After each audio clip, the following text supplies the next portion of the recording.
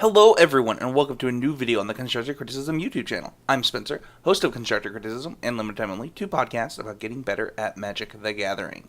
Today, we are going over a deck that I am so excited for. This is probably the most excited I've been for a deck since Concept Arc here. I just haven't had this amount of excitement for something that I really hope is good. It's been doing well in testing. It just plays out kind of how you'd expect, and that's all you can really ask right now, because we're talking about Ramp, a deck that hasn't been seen in quite a while, outside of, energy-style decks that play, Servant of the Conduit is like their only Ramp spell, but they're really like an energy-based deck. This is different. This is land ramp. We're trying to put extra lands into play, create extra mana, and cast big things. And this is one of my favorite archetypes in Magic. I really enjoy playing ramp decks. I really enjoy beating up on aggro decks and mid-range decks, and then having, interesting games versus control. This is the style of deck that I personally really enjoy. And Hour of Promise, the card on the screen, is actually a big reason why I think this is going to be a deck. But let's get right into what I'm working on and why I've picked the numbers that I've picked. So first off, we had 4 Druid of the Cowl. Druid of the Cowl is a 1/3 for 2 that ramps for 1. It's funny, when I tested, ever since Druid of the Cowl was printed, its interaction with Kozilek's Return being that it doesn't die to it has made me want to brew with it. I just really wanted to brew with this card and wipe all the other X2s while I got to keep my ramp creature alive.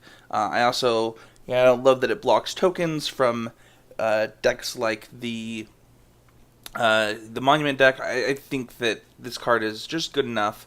The matchups where it's at its worst is obviously Mardu Vehicles, where you sideboard them out.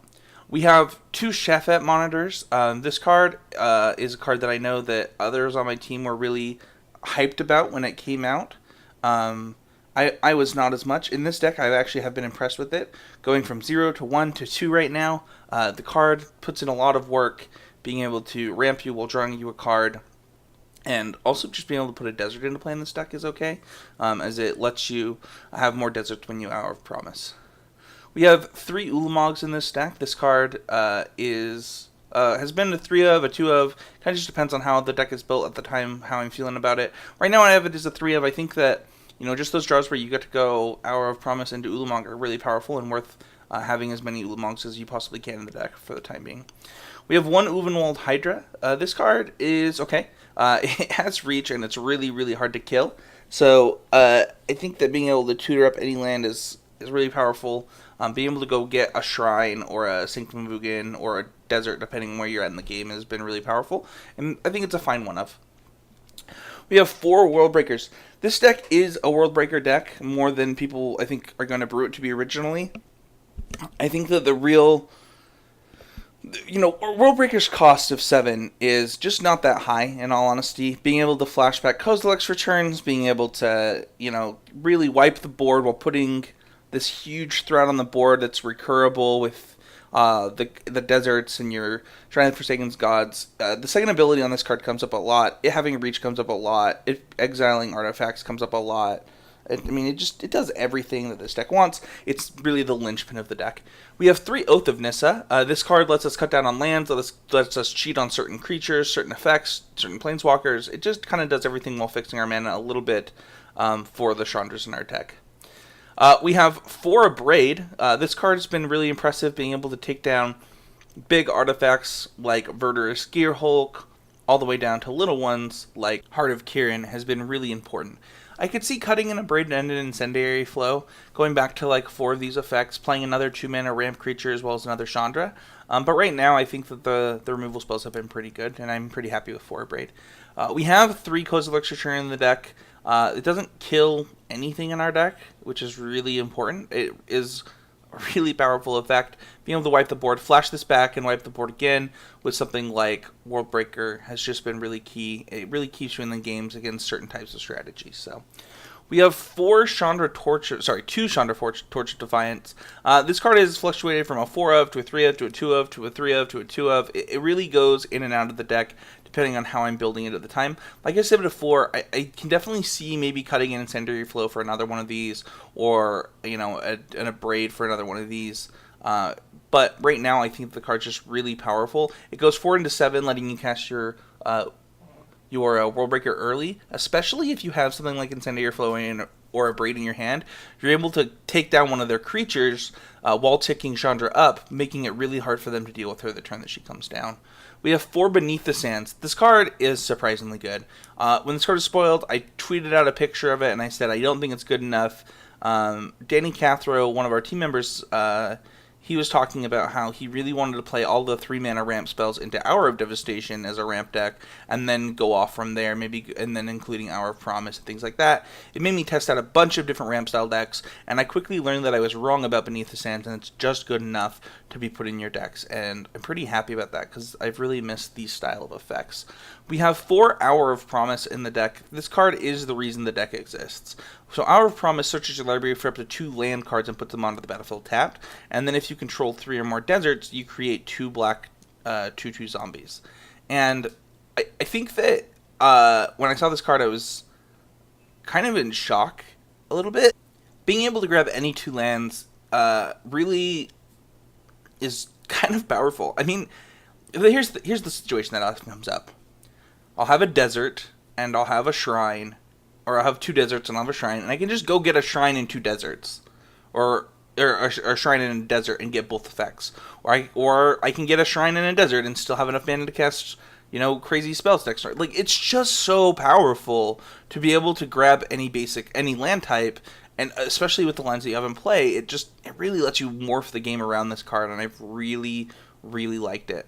So I think that if you're looking at this card and you think that it's too expensive, I would tell you to look again, because it's not that hard to construct a board state where this puts 2/2s into play. And when you're not doing that, it's often because you're going to cast an Ulamog next turn. So overall, I think the Hour of Promise is just super powerful and is the reason to be playing a deck like this. This card's aforementioned a few times. I could see cutting one of these, like I said, or keeping both of them, cutting in Abrade, but I think that having these as bridge spells, is really important. I also think that your deck suffers a little bit from Scrap Heap Scrounger, so having main deck answers to that card, as well as some of the zombies, such as Relentless Dead, makes it really important for you to be able to get them out of there for good, so that you don't have to deal with recursive threats. The lands in this deck right now, we're playing 24. We're playing 4 Forest, 4 Game Trail, 4, I'm going to say this wrong, Hashep Oasis, 3 Mountain, 1 Ramunap Ruins. It's probably wrong. It's probably Ramunap Ruins. There we go. Sanctum of Ugin is a 1-of in the deck also. We have 3 Sheltered Thicket and 4 Shrine of the Forsaken Gods.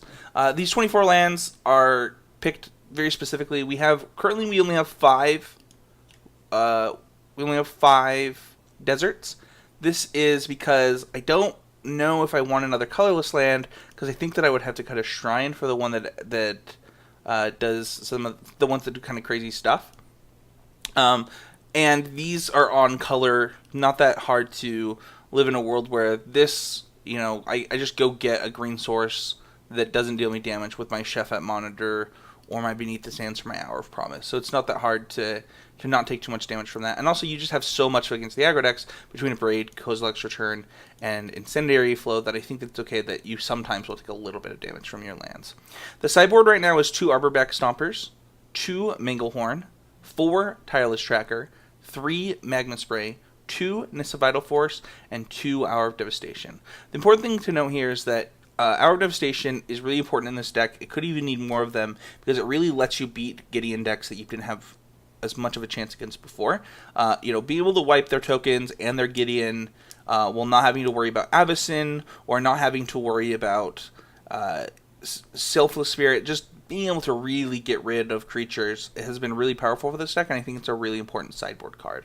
4 Tireless Tracker may seem like a lot, but I think that in most of the control style matchups, you really want something really cheap to force their counter spells to get you ahead. In those matchups, you're going to board out things like Incendiary Flow. You might keep in a couple of Abrades. You'll board out all of your Kozilek's Returns. So you need a lot of cards to board in.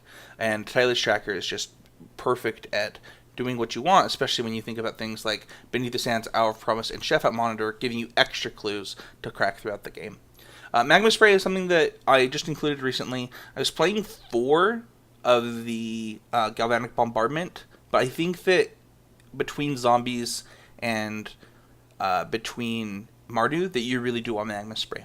So that's it for the deck right now. This is kind of where I'm at with the deck. I'm really enjoying myself playing this deck. It's a deck that I'm highly considering just tuning and tuning and tuning for the RBTQ after I see what the SEG and the Pro Tour bring.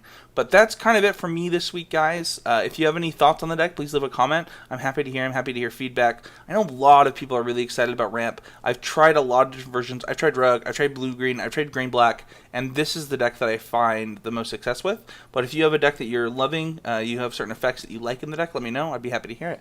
Thank you, everybody, for watching. Don't forget to check out patreon.com/ccmtg to become a patron of this content. Every dollar that's donated is really appreciated. It means the world to us, and it really helps us bring you more and awesome content. So thank you so much.